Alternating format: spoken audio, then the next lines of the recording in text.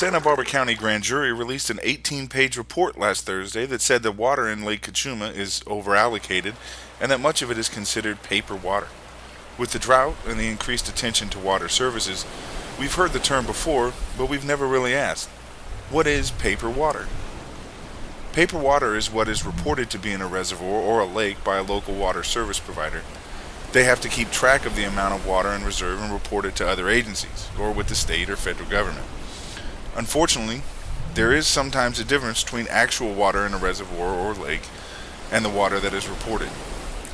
This is not a new phenomenon, it's been going on for a while. However, with the realities of the drought and the increased impact of restricted water allocation, or the downstream requirements of the EPA, paper water has become more noticeable. The recent drought in California has been one of the worst in history.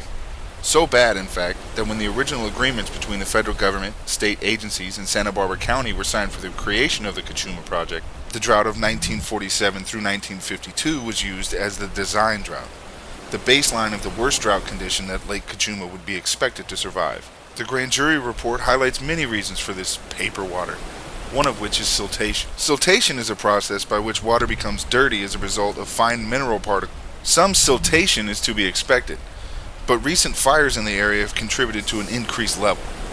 The requirements for water releases from the lake also contributed to the increased amount of paper water.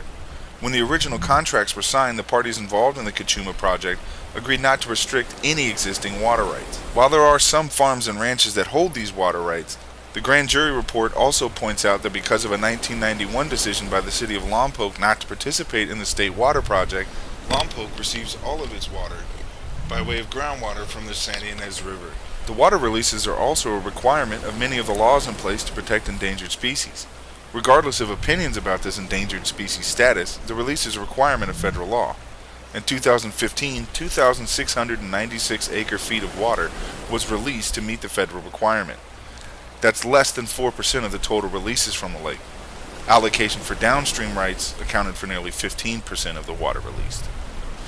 The grand jury report also noted that the biggest impact on the effectiveness of Lake Cachuma was simply an increased use of the water because of higher population levels and different agricultural needs.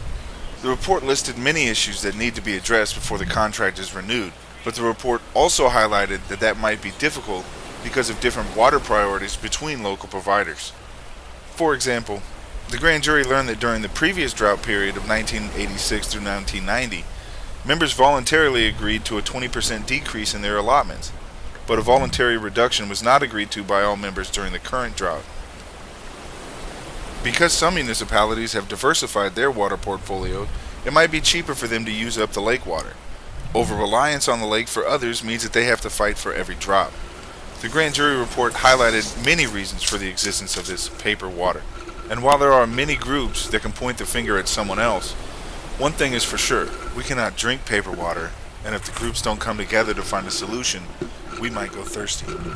For more information on paper water in Lake Cachuma, read April Charlton's story on SantaMariaTimes.com, or you can read the full report on the Santa Barbara County Grand Jury's website at www.sbcgj.org/2016.